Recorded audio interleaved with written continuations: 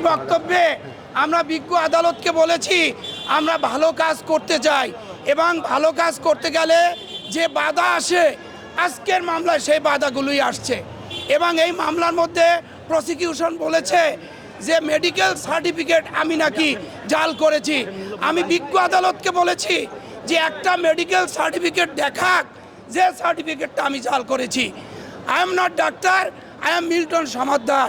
আমি রাস্তাঘাট থেকে অসহায় নির্যাতিত মানুষকে তুলে নেই এবং এই মানুষগুলোকে আমি মানবতার সেবা দিয়ে থাকি।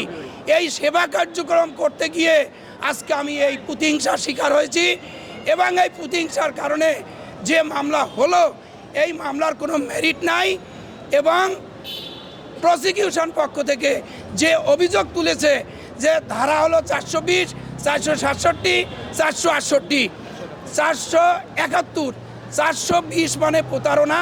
আমি কারো কাছে প্রতারণা করেছি এই রকম কোনো কমপ্লেন নাই।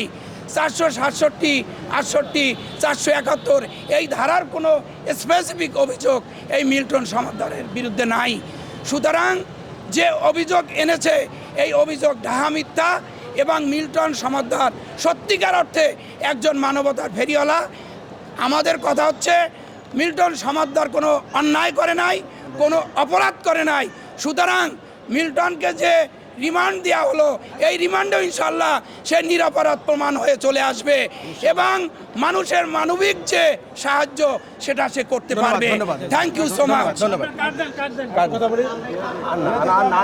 আমি অ্যাডভোকেট আব্দুল সালাম শিকদার, আমি মিল্টন সমাদ্দারের পক্ষের আইনজীবী। আব্দুল সালাম শিকদার।